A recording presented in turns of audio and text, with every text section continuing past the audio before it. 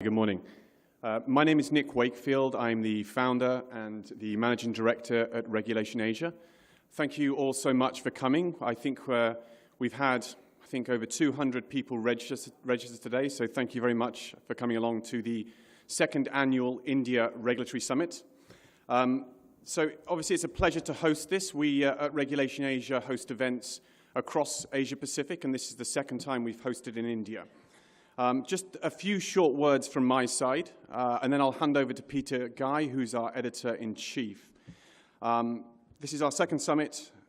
Just to give you an idea of the format for the day, we're going to be running the main sessions in this room here, which will be sessions 1 and 2, which will be panels.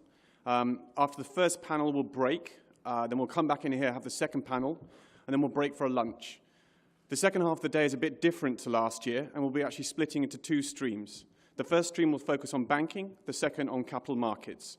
The banking stream will take place in our second room, which is round past the lifts, and then to the left-hand side, and then to a room on the right. The capital markets stream will take place in this room here. There's been a couple of changes to our agenda. So the agenda you have in front of you has a few changes to it. The stream on banking will now have just 2 sessions. And those 2 sessions will run for slightly longer. So after those are finished, you can either have a choice of coming back into this main room for the capital markets session or making your way to the exhibition area and enjoying coffee, etc. If you need anything throughout the day, obviously my staff and myself will be on hand, so please come to us. Wi-Fi, parking, all those kind of issues. Happy to help. I just want to obviously thank the sponsors as well of this conference. Without their support, this conference can't take place. So I'd just like to thank our knowledge partner, Deloitte. I'd like to thank our co-sponsors, Axiom SL, BSE, CFA Institute, FTI Consulting, Stock Holding, and NSDL. And also I'd like to thank our partner in India here, Pivot Management Consulting. So thank you very much for that. Just a few final words. Regulation Asia is a website where we capture obviously all the news and regulatory intelligence. We monitor all of this, and we write analysis, opinion, features on regulation. India is one of our core markets. So after the event, please feel free to visit our site, subscribe to our newsletters. It's all completely free of charge. And obviously, if you need anything from us, please do get in touch. One final thing, if anybody here is using Twitter, some people do, then the hashtag for today will be #RegulationIndia. Please feel free to tweet whatever you like. This is an open forum, and it would be encouraged. So thank you very much once again for coming to this event. Have a great day. I'd just like to introduce now to the stage our editor-in-chief, Peter Guy, who will give some opening remarks before moving on to the first panel session of the day. Thank you. Peter.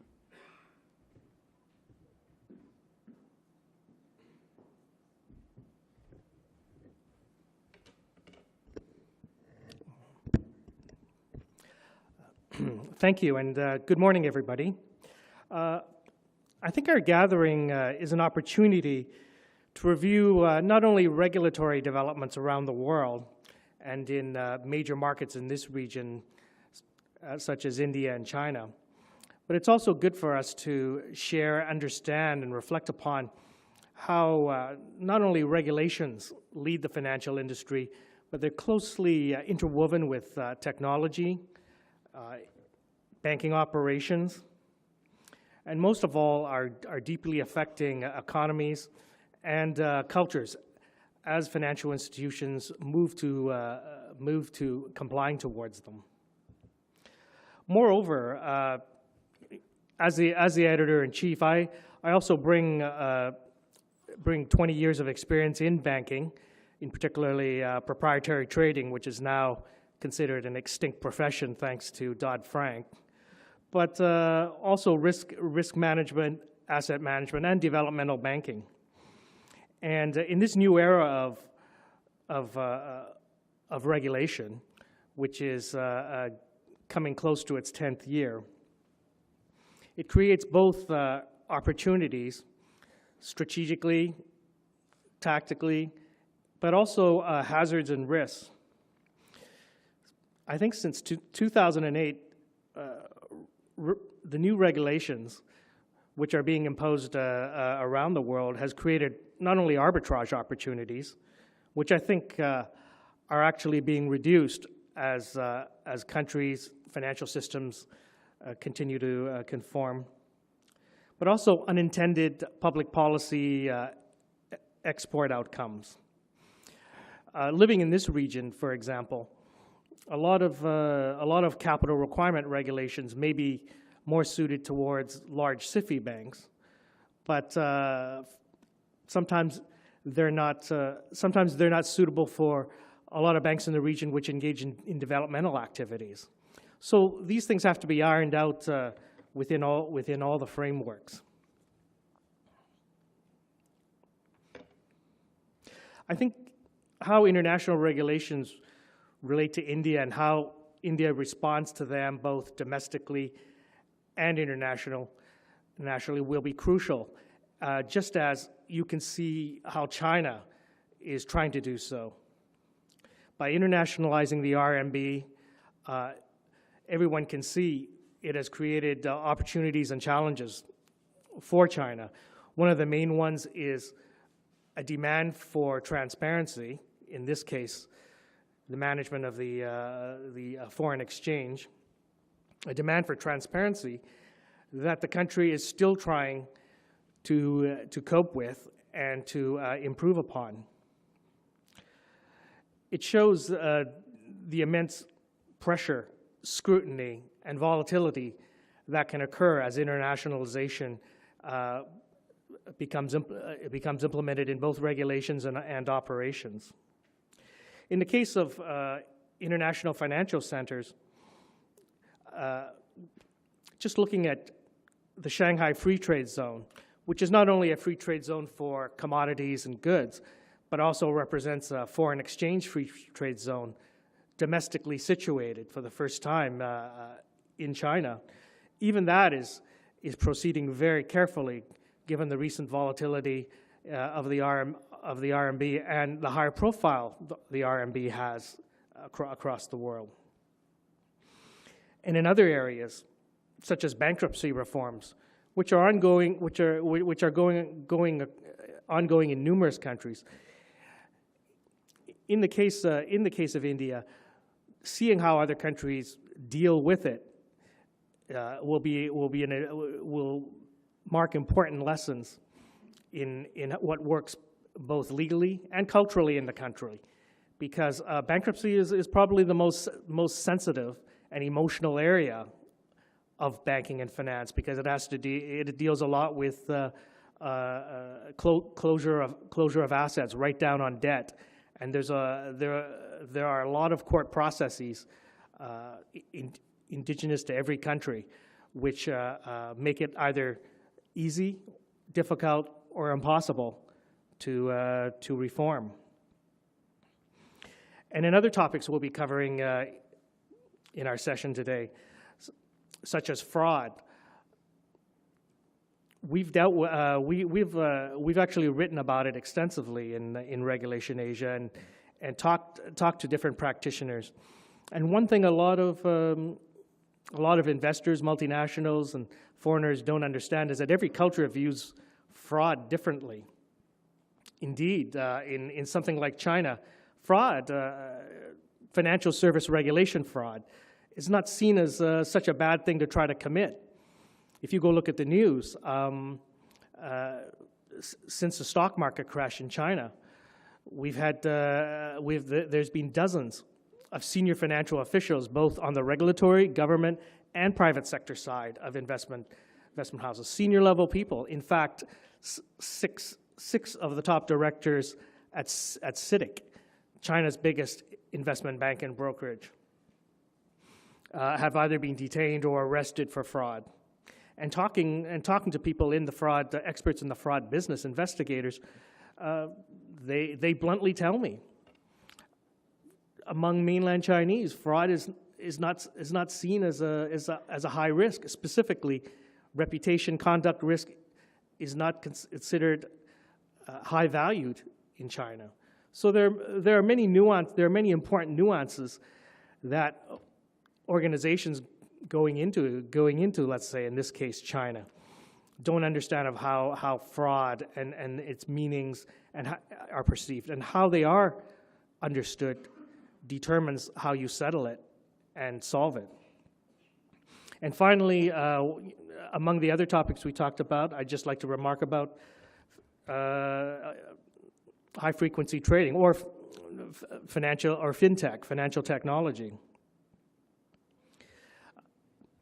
It's reflecting back on the financial crisis and how technology continues to move forward. I think the commoditization and widespread use and availability of technology has both helped finance and also provoked its downfall. Certainly during one of the causes of the financial crisis was that you had such widespread technology over the 10 years before it that everybody thought everybody had the same software, everybody had great software, faster computing, and everybody thought they could be super traders. And they all got crowded into the wrong asset, as you could see in the movie The Big Short.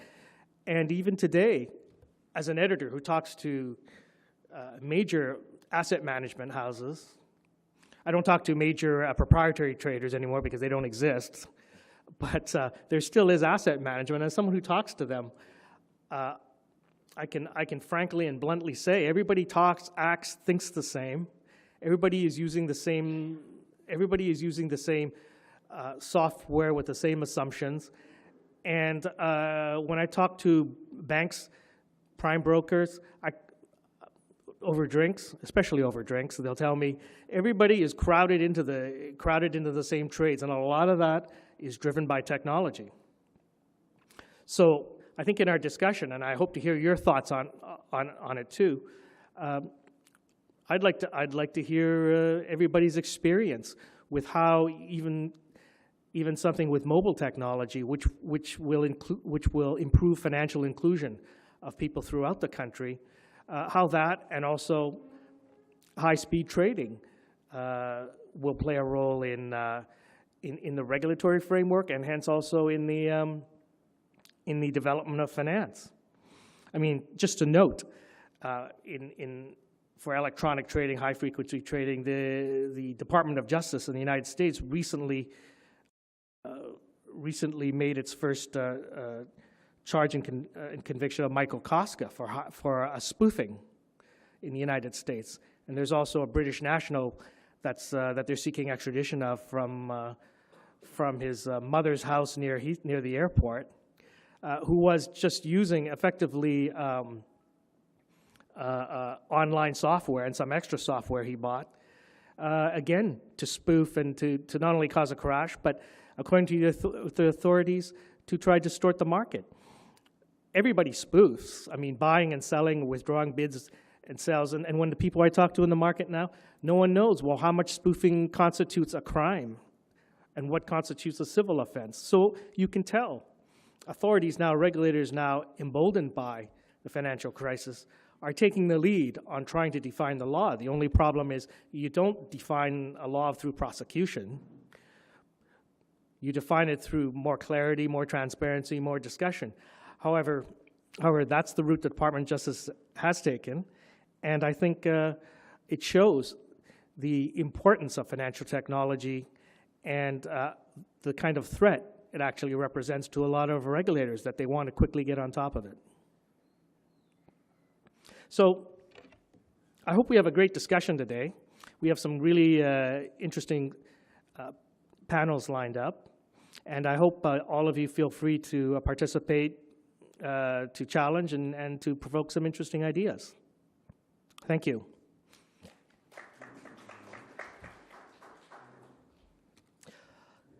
Our first topic today is Mumbai as an international financial center.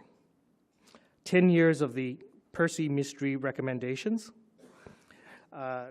We will be discussing, updating, and sharing with you thoughts about how Mumbai has developed and how it should continue to develop to shape itself as an IFC.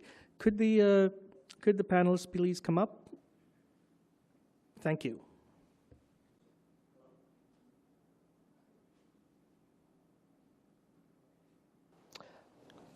First, I'd like to ask our panelists to introduce themselves. So my name is Monika Halan. Can you hear me at the back? Yeah, okay. My name is Monika Halan. My bread and butter comes from the editor of News Money, which is the personal finance pages of Print, which I hope everybody here reads. I also wear another hat where I work with government and regulators in terms of thinking about financial sector regulation and policy, but coming at it from the point of view of the final household or the consumer. So the disconnect I find in policy a lot of times is that what works in the laboratory simply doesn't work for consumers. So somewhere I'm trying to bridge this gap of understanding the issues of policymakers in terms of trying to make a rule which fits everybody, but also understanding the on-ground problems that we all have as individuals when we intersect with the financial sector. So it is actually a very interesting journey trying to bridge the two. Thank you. Thanks, Peter. Good morning. My name is Vidhu Shekhar. I am the country head for CFA Institute, and I'm representing CFA Institute today here. Many of you would know CFA as a credential that a lot of people get. We are a body of investment professionals. We are a not-for-profit global association of investment professionals with about 130,000 members around the world. And in order to become a CFA charter holder, you have to pass the exams, and you should have a minimum 4 years of experience in the industry. But a lot of people don't know about the work that the Institute does in improving the way the financial markets work, including financial market integrity, corporate governance, and so on and so forth. So we set up this office in India last year, along with China. We were going to talk about China as well. So we set up these two offices, one in Mumbai in India and one in Beijing in China. And the purpose of doing that was to do some of the work that CFA Institute has been doing historically in the West, in India, because there is so much going on in terms of financial market, institution development, market development, and so on. And we are trying to contribute to that effort in India as well. I used to work with the National Stock Exchange of India before this. That was my last job, and I was a member of the Indian Association. I'm still a member of the Indian Association of Investment Professionals, which is the society of CFA charter holders in India. And in both those roles, as a volunteer for the India Society, as well as in my day job as an exchange employee, I have worked very closely with the community here on some of the issues that we are going to discuss today. My boss at that time, Ravi Narayan, he was a member of the Percy Mystery Committee report, Percy Mystery Committee, and so I've had some involvement in those discussions. But I've also worked on some of the other committees, including the Raghuram Rajan Committee, which came a year or two after the Percy Mystery Committee, and the Dr. Patil Committee on Corporate Bonds, which was before the Percy Mystery Committee. So I have some perspective and vantage on the kind of discussions that happened and where we are and where we thought we are going to be, and so on and so forth. So I'm looking forward to this discussion.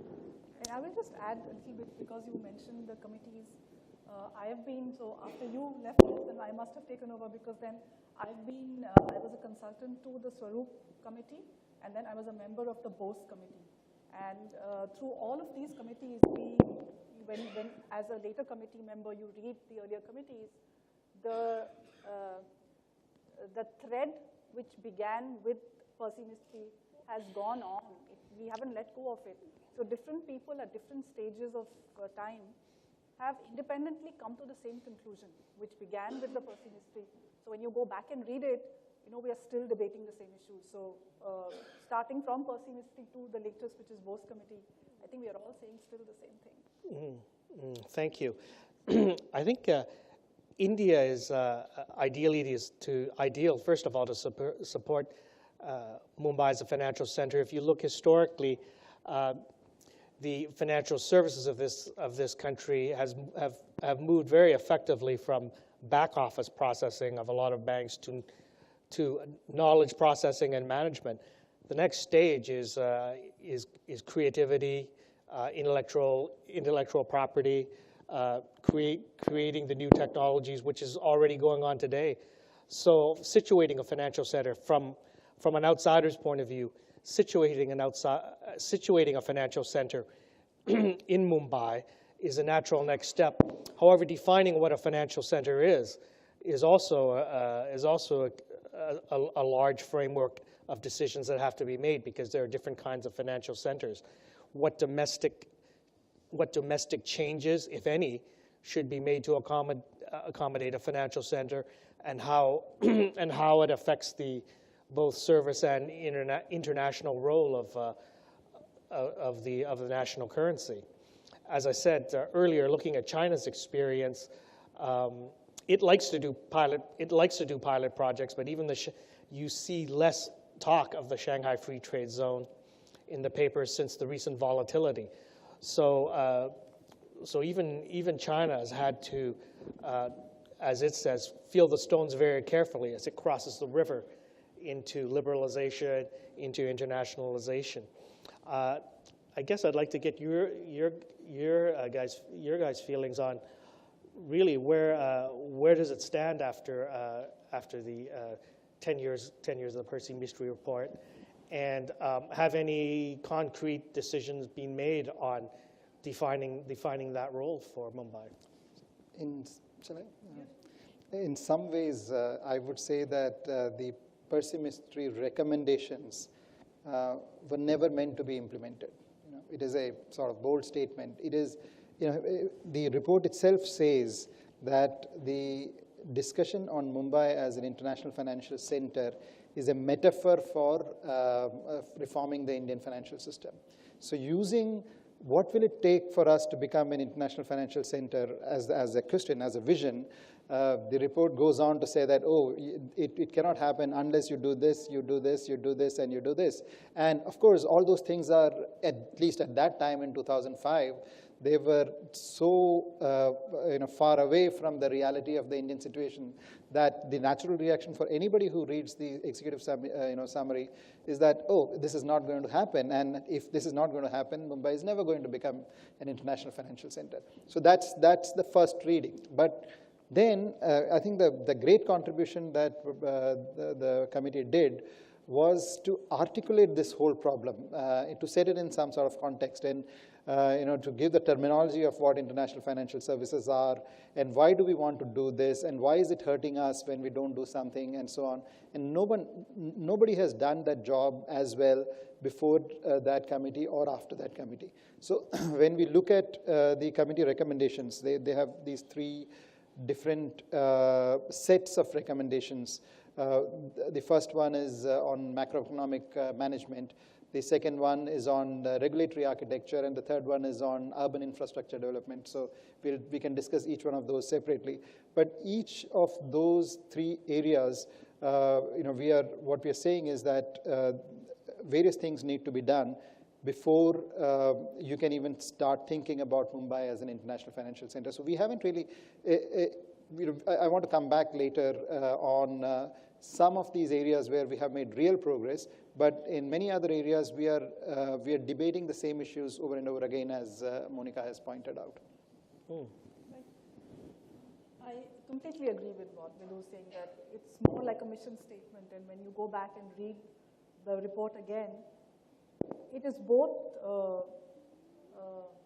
depressing and energizing, because you see how little has been done, but you also see where some genuine work has happened. So some concrete steps have been taken, and you also get the understanding how difficult it is for a democracy to make these changes, because what you're doing is you're taking something which is deeply embedded, and you're trying to make deep changes in a system which is used to running in a particular way.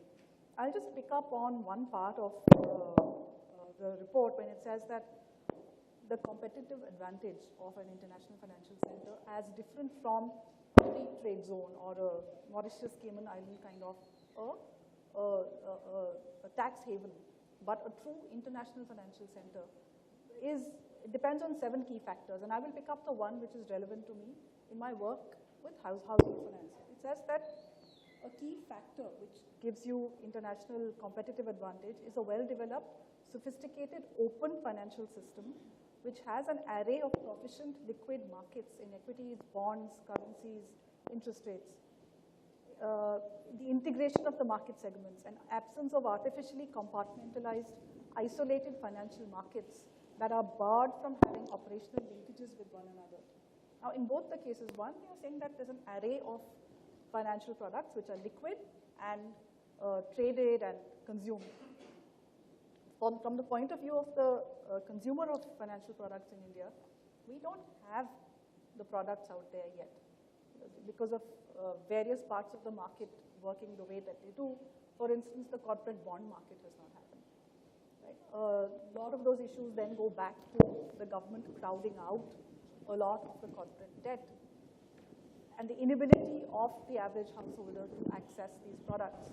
That's one. And then the second, of course, is the artificial compartments in the market, which is that the same function is regulated by different regulators in India. So you have the situation, and we've just all been through this, the EPF story right now, which is still playing out. You have pension products which are regulated by 4 different regulators in India. Now, from the point of view of the individual, you face a fragmented regulatory market. And the Percy Mystery report 10 years ago had talked about regulating function and not form. So as part of the Bose committee, we came to the conclusion on our own, but the similarity in thought is really the same, that you must regulate on function and not the form, which means you regulate the insurance part and the asset management and the annuity part, but not according to regulatory turf. So when you go back and look at the elements which give you competitive advantage, we are far away from even doing some of the basic work which will transform us into an IFSE. It is far, far away, but in the process of a goal which is so good, deep reform is actually happening and will take some more time, but I think we are on our way. Our third participants joined us. Could you please introduce yourself? Yeah, good morning. My name is Kaustubh Dhavse. I'm a Joint Secretary in the Government of Maharashtra, and I'm an officer on special duty to the Chief Minister. I'm also part of a International Financial Services Center task force that has been set up by Government of Maharashtra. The Honorable Minister of State for Finance, Jayant Sinha, is the chairman of that task force. And the primary objective of putting this task force together was to expedite the development and the implementation of IFSE in Mumbai. The Honorable Chief Minister, roughly about a year ago, had made a statement that he would like the entire process of development of Mumbai as an international financial services center to be expedited. And in the initial phase, we had set up a high-level strategic review committee with Anshu Jain and Arundhati Bhattacharya and the Deputy Governor of RBI. And they put together a sort of a framework for us to take those baby steps towards, moving towards an IFC. And in that process, that particular review group submitted their recommendations during our second assembly session in winter of 2015. And post which we put up a task force. Now this task force that has been put up, it consists of 7 members from the government, which includes our Honorable Chief Secretary of the government. It also includes Secretary DA, Mr. Das. And it also has a list of about 9 invitee members, which includes the likes of Chanda Kochar, Mr. Jai Kumar from Bank of Baroda, includes a very well-known urban planner, in Rahul Mehrotra, who is a professor of design. It also includes Sanjeev Sanyal, who is a known economist. And we have recently also inducted Magnus Bocker, who was earlier the chairman of Singapore Stock Exchange and earlier the chairman of NASDAQ. So the idea essentially is to, just to give you a perspective, that the state government is very focused in ensuring that we put together both the soft and the hard infrastructure required in order to take this discussion, which has been going on for quite some time. And as the earlier speaker just pointed out, she referred to the Percy Mistry report and especially the nature of some of the observations that have been made by Mr. Mistry in that report. So taking that into cognizance and the fact that the state government is working with the central government very closely in order for an appropriate implementation of all the modalities related to IFSE. So essentially that's how I'm here, and I'm the secretary convener of that group. We have already met 2 times, and the first stage of IFSC development in Mumbai has already started. We have demarcated an area in BKC, and during the course of this conversation, I will elaborate more on what the structure of it is, and also throw some light on the draft finance bill. Thank you. I understand how complicated setting up an IFC is, not only operationally, but certainly from a regulatory point of view. Every country that tries to do it has to build a framework, get its head around not only how to do it, but the reforms needed in their own regulatory system to do so. But I think another way to look at it, and let me pose this to the panelists, is how would you visualize the end product looking like? That is, how would you visualize an IFC to be in form and function? I don't think for me an IFC is a physical space as such. So yes, it is there. Like for instance, if some area has been demarcated, there is BKC and there is GIFT in Gujarat, but unless you have the background work done, which is in terms of the regulatory thought and in terms of the different pieces coming together, I don't think of International Financial Center in terms of a physical space. We will have to morph different pieces together for the financial system itself to change.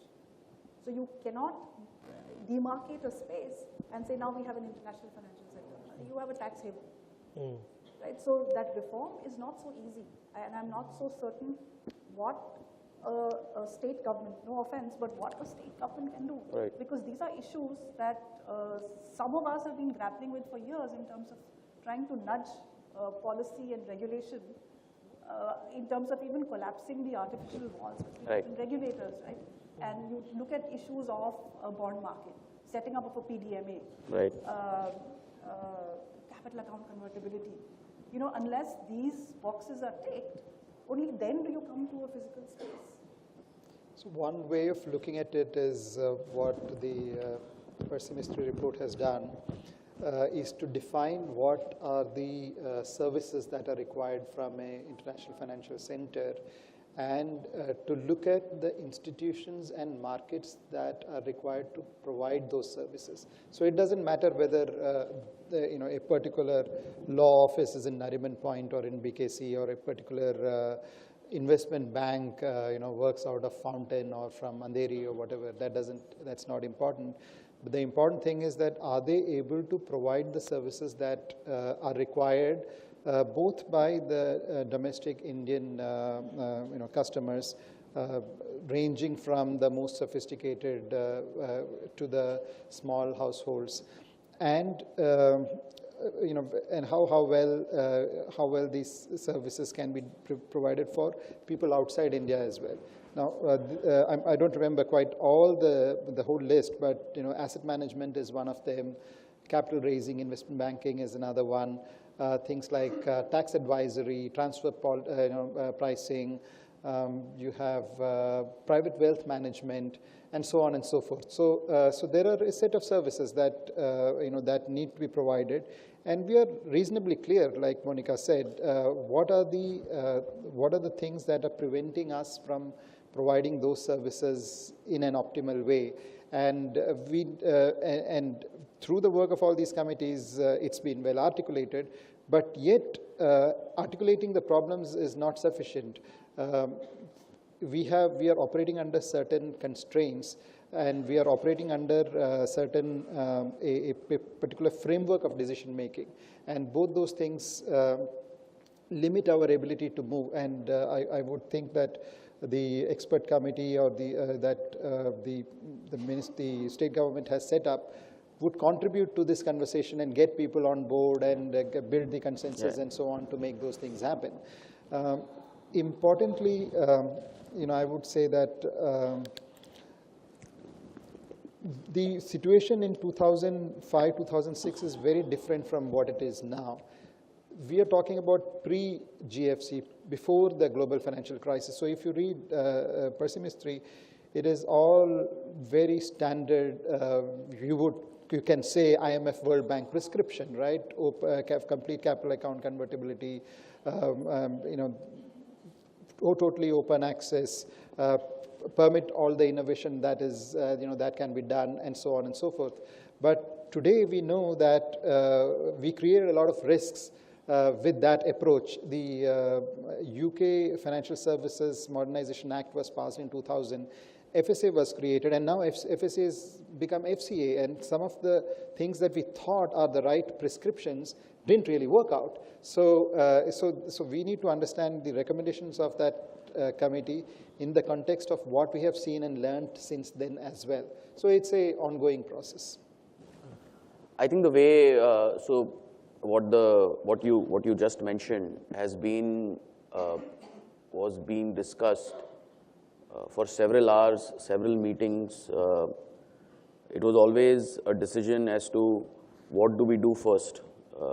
If you look at the last 2 decades, this has been a focus of discussion across various regimes, both state and center. And perhaps because of the nature of the economy that we have, and both factors related to the changing macroeconomic factors, and the issues that we deal with our own economy, perhaps the government did not take the necessary steps in order for us to kind of, put that framework together, which you, very clearly laid out in terms of, what is required for us to make, this into an IFSE, which can be globally competitive.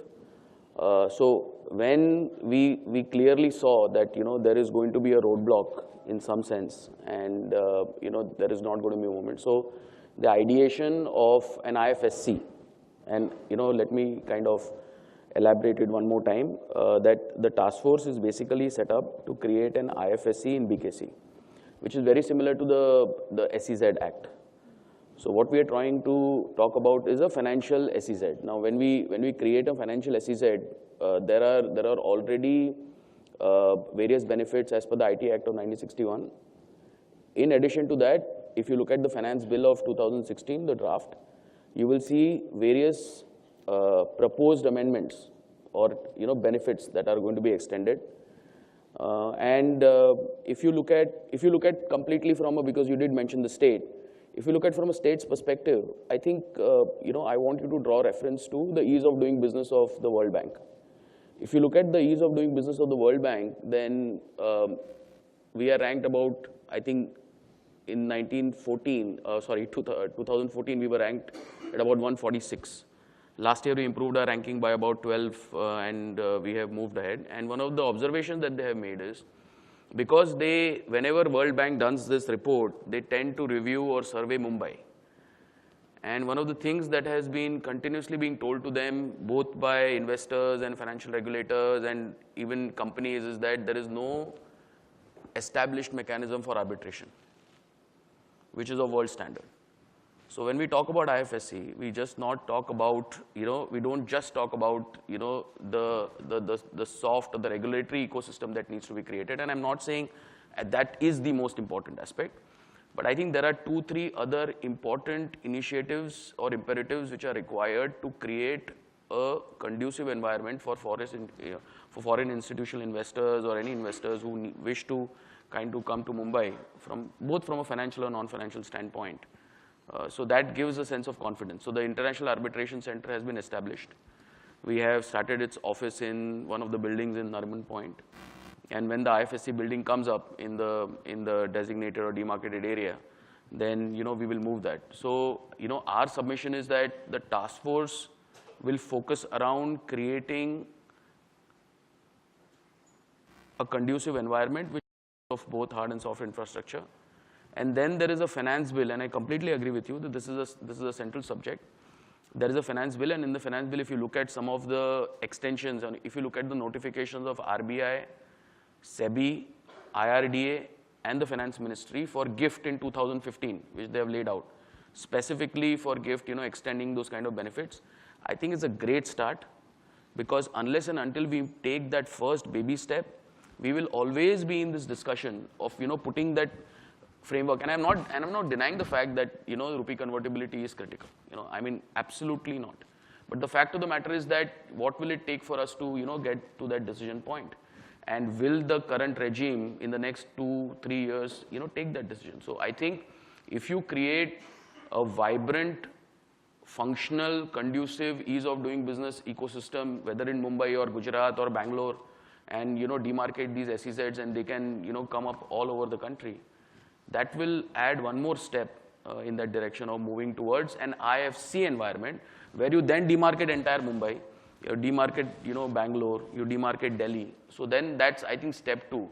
Because, and I'm not saying that because we were always focused on step 2, we were never able to kind of get a head start. And that's what we are trying to do. And I think I feel fairly confident that we will be able to get there. We have already started with the first tender for a master planner.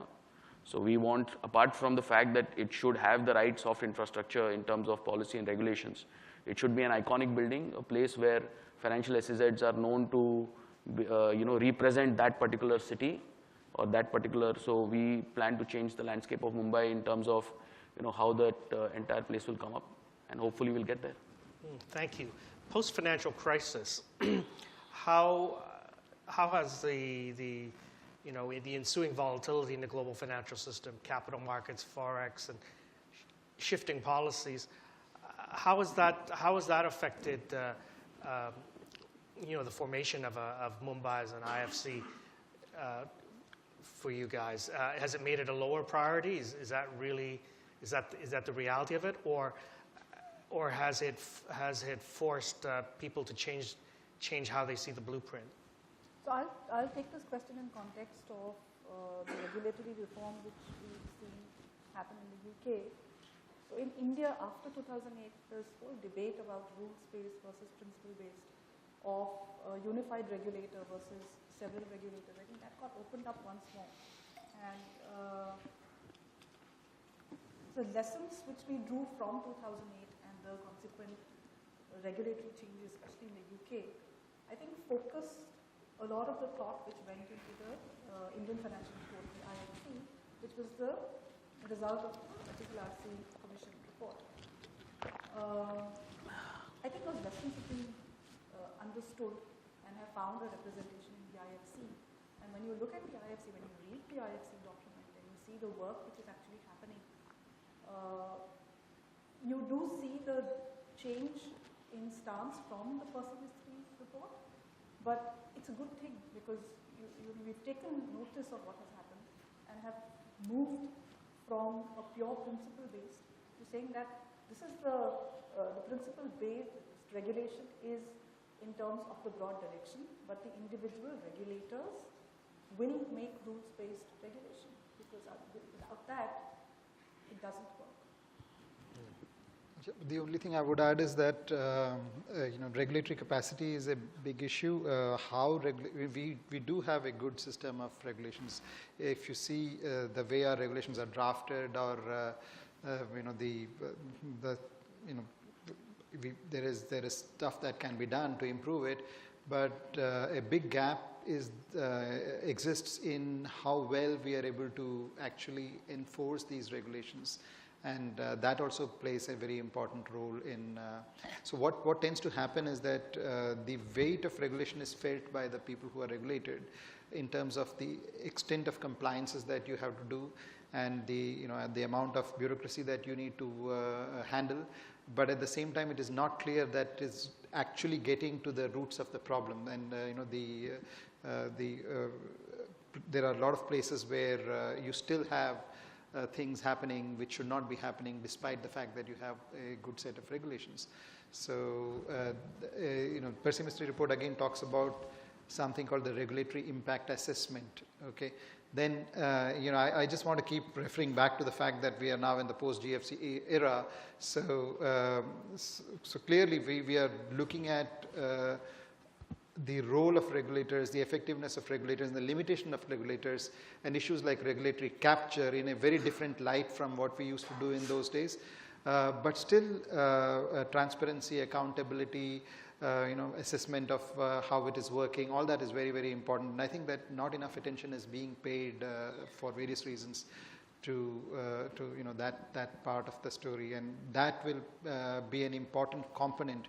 How do you improve the effectiveness of the whole regulatory system architecture, both in terms of the design as well as the implementation? That will play a big role. I just want to add another comment on, on this whole SEZ versus the larger system. So in UK, they haven't really created a wire fence around London and said that if you are in the city of London, you can do this, but if you are outside, you do something else. But we seem to be going down that path. It's not very clear to me how that is going to play out. We talk about regulatory arbitrage, whether if we are serving if we are serving a community outside of India through that SEZ, maybe that's fine. But what is going to be the impact of that SEZ on the business which is being done in India is something that at least I haven't really understood properly. And the Percy Mystery report, in fact, doesn't advocate us going down the path of Cayman Islands or Mauritius.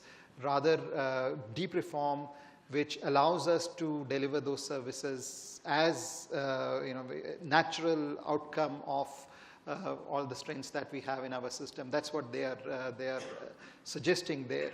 But I'm sure that there is room for things like SEZ and Gift City, like we've seen in software. You create something like that, and that has an add-on effect. But in whether you can come to the same conclusion in financial services that you have for software is not very clear to me. Yeah, I just want to kind of, because that's an important point.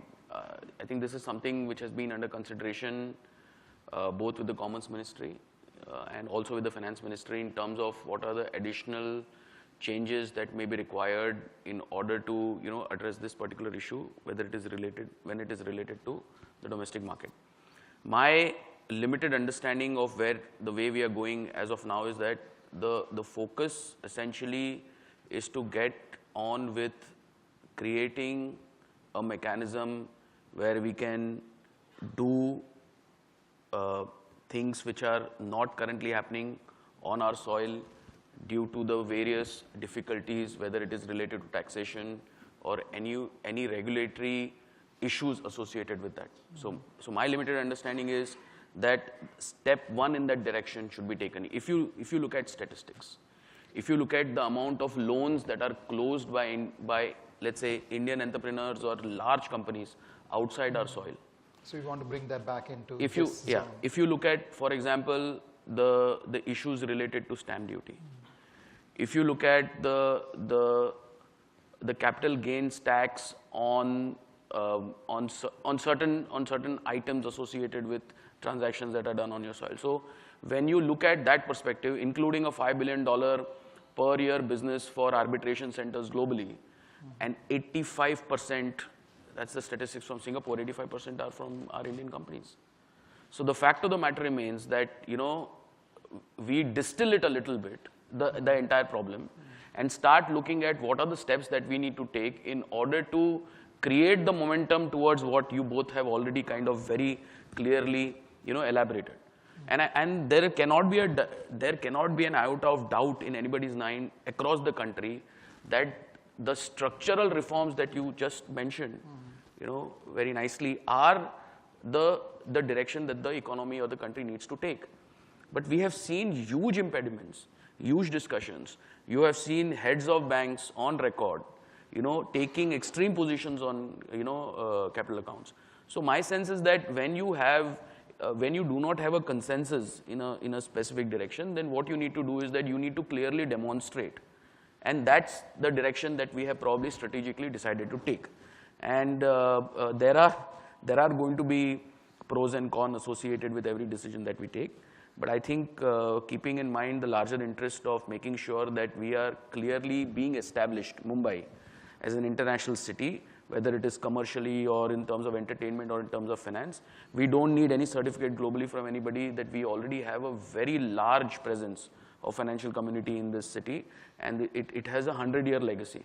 So the fact of the matter is that there is already a significant amount of momentum for the city. Now what needs to be done is, can we create something which can ensure that whatever businesses are being taken away from the country, from the soil, by businesses that are operating here, can there be a possibility of retaining that and adding to the jobs, adding to the economy, and overall pushing the debate towards, can we move in this direction? So I just wanted to kind of, absolutely. complete the loop on that one. Can I just? Yeah, sure. What I'm understanding, and correct me if I'm wrong, is that what you're saying is, in the dream of this perfection, let's not let go of the low-hanging fruit. I think I didn't want to use it so, but yeah, But finally, it is that, right? Yeah, I mean, these are things to be had already.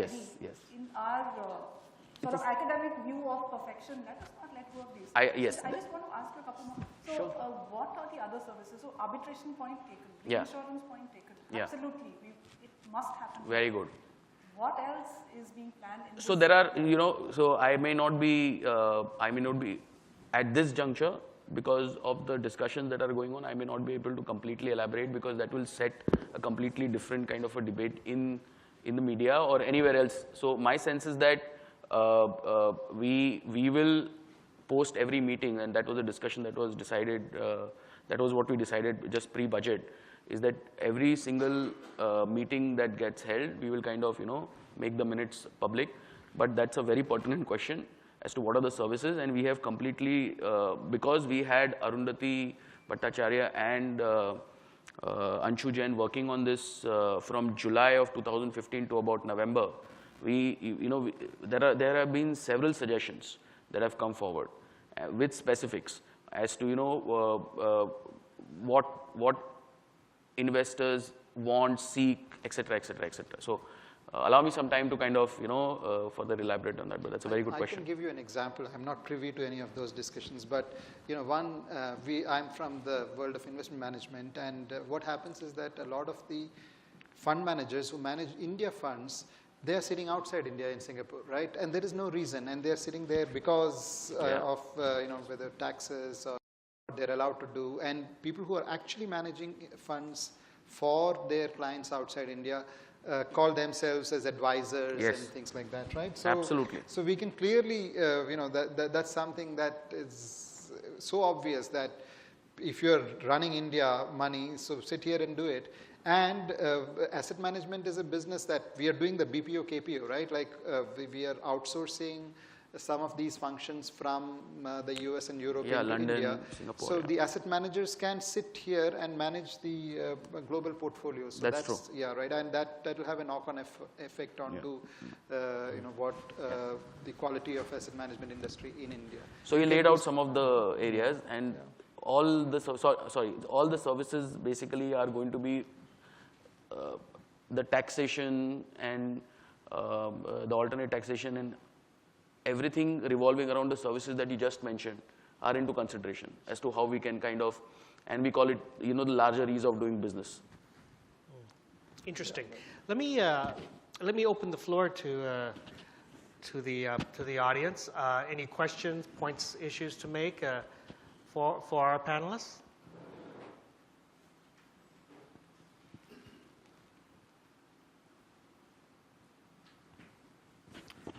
Sir, could you please give him a mic?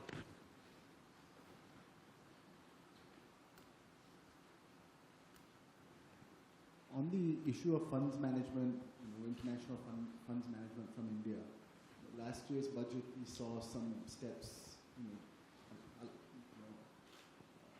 from a tax perspective, the framework, but most of those, they came with so many constraints that effectively the permission, it was dead on arrival, the entire ability for people to function in that way. So so we see that, there's intention, good intention, but when the implementation comes out of the tax department, it is so constrained that you see a group of people, effectively able to kill it. So how can we get, how can that be driven more effectively, that someone from the top gives clear instructions that, look, we want to do this, and let's, open it. Can you just elaborate an example of what constraints? I didn't understand the question, I'm sorry. So last year, since many years, there's been movement about, allowing international funds management. Okay, international fund management, okay. So then last year, there was a framework put in place in last year's budget, not the current. Okay. But most of those, if you actually go through all those, the actual conditions to get the tax changes allowed the conditions for operating conditions, almost no entity was able to fulfill that. So you're saying it was not implemented in spirit, is what you're saying. Implemented in spirit. So what was in spirit what actually came out was something that was not workable for anyone.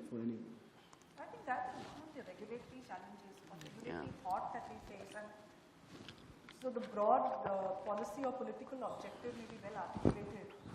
And this is something that we are finding in every space, that in its translation, it's still going through that old sort of no accident on my watch kind of approach. And frankly, I don't think anybody knows how to get beyond it other than through more policy and political push. Finally, it will have to be the political will which will tell the implementers that it has to be done. That's the only thing. I mean, look at the way that we've had the political push on Jan Dhan, on the insurance schemes. You may argue back and say that, well, 40% are non-operative, but 60% are operative, right? And this is not something we achieved in 60 years, which it was sheer political will, which pushed it through. So possibly, we will get more will in these technical areas, and then it gets pushed through. Because we are still constrained by people who do not want anything to happen on their watch. And that's a good thing when bad things are happening, but when it constrains business, then no accident will happen if there are no cars on the road. It seems fairly acknowledged that the Indian income tax code is exporting jobs out of India. And yet, despite that widespread acknowledgement, we continue to see budget after budget, nothing changing. Please. Yeah, and it is true. Yes, I completely agree with you, and it is true in many other areas as well. So, for instance, in theory, you are allowed to do corporate bond repos, but if you look at all the haircuts and the rules and the rollovers and so on and so forth, it is not worth anybody's while to have to do those repos. And in theory, you can do securitization. But if you look at, again, all the capital requirements or the SPV related issues and so on and so forth, when in practice, you can't do it. Of course, we have seen that people have really, especially securitization is one area which really been very badly used, in other countries to create problems, systemic problems. And so that's where the quality of regulation or the regulatory capacity really comes into play, because finance has the ability to do a lot of harm.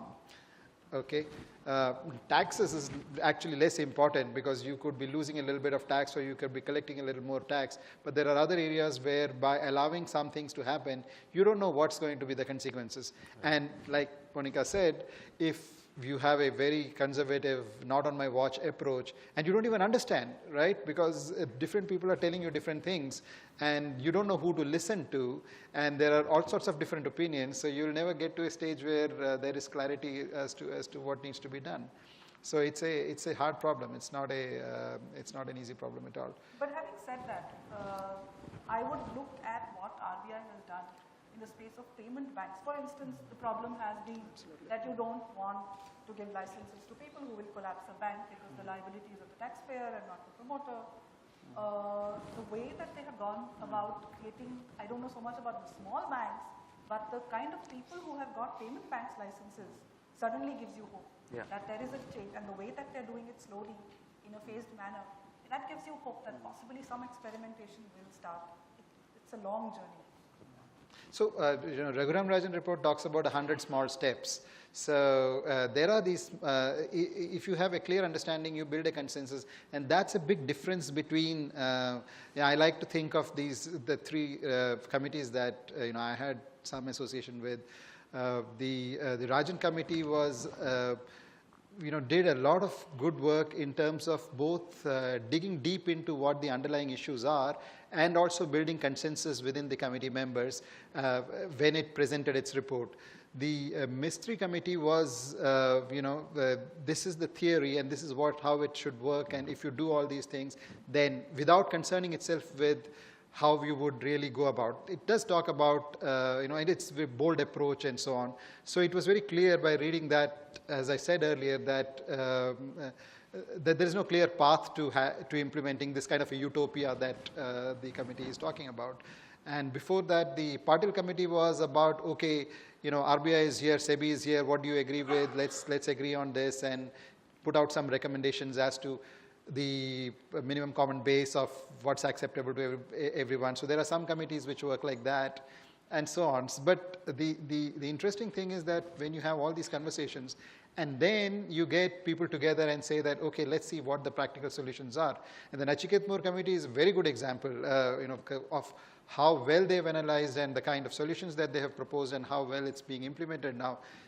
Gives us great hope that something very interesting is happening in terms of innovation, competition, access, and so on and so forth.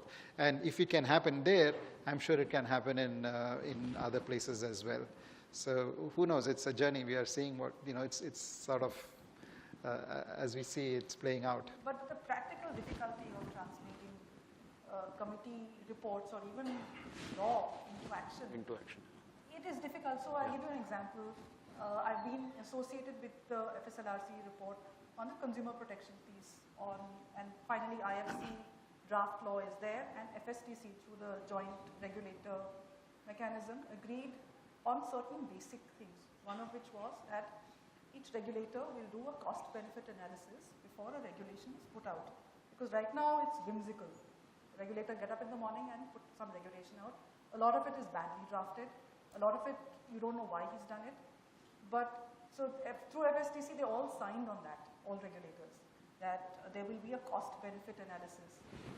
And then the Ministry of Finance then put pressure on each regulator to conform to that. So a performer was sent to them, each regulator, to fill out, to say that, has this been done or not? And the kind of cost-benefit reports that you get back from the regulator are absurd, because every regulator will come back and say, yes, I'm doing this. But when the performer comes back, there is no real, how do you evaluate that? So between a good piece of legislation and a direction, the difficulty in getting people used to working in a particular way, and these are regulators, to conform to a new way on ground is so difficult. So we know we have to go there, but then what do you do about a system which exists? Any other questions?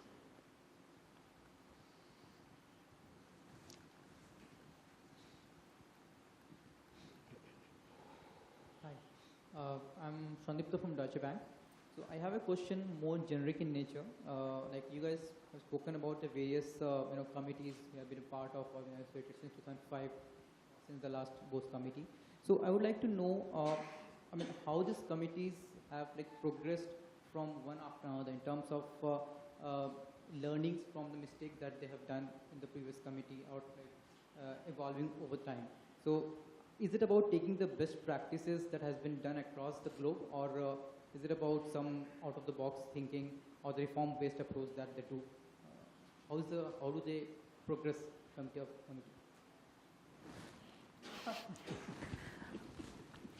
I think, every committee or every formation that happens due to the good judgment of the existing regime is generally progressive. So it always kind of takes lessons that are learned from the earlier findings of the research and takes a step towards the defined objective. My personal experience has been, because I have been as government as part of formation of many committees, is that if the political and administrative goals or the objective is not clearly set, then the committee or the report is all over the place. So the vision that what has to be achieved, whether it is the achievement of a particular whatever that you define it very, very clearly. The political leadership and the administrative leadership should kind of discuss, and whenever the committee is formed, there should be a very clear-cut singular message to the committee, because the committee has a lot of experts from all across the country or maybe globally when they come together. So my sense is that there have been instances where committees after committees after committees and reports after reports have reports, and really nothing is moved. I can cite example of Mumbai. Mumbai to be made as Shanghai. This report has been done by the government of Maharashtra for almost 4-5 times through different consultants. Every single time a consultant submitted a report, the new consultant which came, worked on the prior report and gave some new changes. But where was the execution? And it is a joint responsibility of administration and the political leadership. So the ability of the existing regime, every single time you are going to take somebody else's time to devote to a larger objective of society, please do merit to it. That should be the that should be the intent with which committees should be formed, because these are experts and their time is valuable like anybody else's. So my sense is that short answer for your question would have been that every single committee is an improvement, and we should always think virtuously, in the goodness of the fact that it will improve and it works upon the earlier ones. Specifically, if you ask me, or if you ask any of the other two members on which committee you are talking about implementation, then we can cite, because there are thousands of committees all over. So it's very difficult to say how the committees have moved. Some have done well, some have not. And also, just to add to that, a lot of times we think of it in terms of perfection, in terms of, it has been implemented. Life is not like that. What will happen is pieces of that get to see the light of the day. Yeah. So the ex-committee recommendations are 100. All 100 will not happen. So the discourse will be, that committee got jumped. But it is not true. Parts of that thought. So what is the role of a committee? It builds an argument. And if that argument is strong enough, it moves policy. And then you see changes happening in policy. So a lot of changes which happen are not happening because somebody thought of it today, but an argument builds over it through public discourse, and then that policy gets implemented. So you see it in pieces here and there. So you have the committee, and the committee itself is deliberating, and it's doing fresh research and bringing stuff together. And once the committee submits its report, you see all these conferences and panel discussions and speaker opportunities where people are doing outreach and telling the others, outside of that committee and who has not been part of that discussion as to what they discussed and why they are saying what they are saying and so on. And slowly the consensus will build up. And then when people sit down to actually make policy or to review something that has happened, some of that. So it's a sort of amorphous process. But you can always look back at some things. See, for instance, back in 2000, there was a committee called OASIS. Nobody remembers that anymore. It was Old Age System something pension. It's a pension Committee, right? So, and because of the work done by that committee, in 2004, the government, I don't know, depending upon where you say it, you may think it's a good thing or a bad thing, got rid of pensions, the defined benefit pensions, and instead anybody who joined government service after 2004 had a defined contribution pension. And they sort of, the work of that committee stopped us from taking upon ourselves, the government, taking upon itself a burden that it cannot, in the future deliver, that, a pension liability that it cannot deliver. So they did a good job, and there was an impact. Similarly, the things that you see here today, NPS and many of the things, Jan Dhan, they've all come from some thought which was expressed by some people, and through some committee work, it's come out into the open. And in some cases, the controversy generated by committees also make the fault lines clear that, okay, this cannot be done because there is so much opposition and this is not going to work. And that is also a good thing. So it is an industry. These committees are a big industry, and so there's a lot of work being done by people, but it does help things move in the right direction in the long run. And also through the committee process, for instance, Bose committee, I was a member, we submitted our report last year, and it was about 8-9 months of very hard work, hours and hours. But through that debate, I think all of us engaging with it learned something new, even in terms of our own thought processes. So finally, when you put something out, after it's been debated, and these are good committees, I mean, there are committees where nothing happens, but I'm saying where people actually do want to do something, I think everybody learns, and then finally an argument comes out. And implementation may take time, but at least we have a well-reasoned approach to a problem. Of course, you can also set up a committee to kill something. If you work in management, you would know that, right? So I really got the point. My main question and the reason behind I asked this question was that the way one of you raised that we thought of making Mumbai as a Shanghai, right?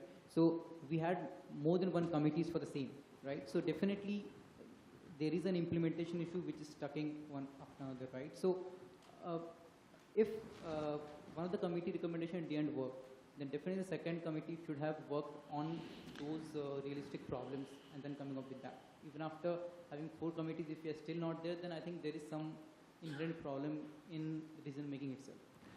See, there are two very clear aspects in any kind of governance or running an organization or running a company that you represent. There is a word called execution, very clearly understood by everybody globally.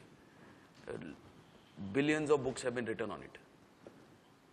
There is a huge difference between, envisioning and strategizing and then, taking it to its logical conclusion, because the steps that are required in a setup that is very similar to the setup which we have, where every single organization within government is over democratic and, everybody has a say. And when you are implementing large changes in a system of this nature, the coastal road is a great example. We have been the coastal road has been announced for many years, but this government, because of the leadership of the Honorable Chief Minister, went and got everything sorted and got it done, despite the fact that there were more than 5,000 suggestion objections. Because the coastal road is going to be, kissing the entire coast across the Arabian Sea, right from NCPA to Gorai, if you are familiar with Mumbai, that is. So, first of all, the Shanghai thing was not a committee, it was a report. So these reports keep on happening. They happen not just in state governments, central governments. Perhaps the person who comes needs a better, fresh perspective. He has his vision. So I don't want to be cynical about saying that why somebody kind of keeps on ordering reports after reports, because when CEOs of organizations take over their companies, they hire somebody to do a report, and if the CEO goes away after 6 months, the new CEO does the same thing. So the fact of the matter is that the pain is not in drafting the report. The pain is not taking it to its logical conclusion. And I think that's the key. And that is necessary not just in the administrative and the governmental setup, it's also in corporates. That's the reason why if you talk about the most successful companies in the country, you can only name 4 or 5. If you talk about the most well-managed, well-run, execution-focused manufacturing or business services companies in the country, you will name 4 or 5. Or globally, you will probably name 10. Because there is a difference. So, and how is the difference? The difference is about leadership. It's about clarity of thought. It's an ability to de-bottleneck. There is going to be a problem every single moment. In running a state and running a city like Mumbai, one project has more than 20 agencies. You can't lay a road till you get all of these together. So we have evolved a process for it, and thankfully things will move faster now. So this is a very passionate topic for me. So sorry for the kind of an slightly dramatic approach to it. But the fact of the matter is that it's all about leadership, and looks very kind of it's not very articulate when I say leadership, but leadership is about action. It's about getting the stuff done legally. It has to be legal. Slightly autocratic it has to be, because then you have to people have to listen to you. Thank you. If there are no further questions, we'll end this panel and go for a coffee break. Come back at 11. Thank you. Thank you.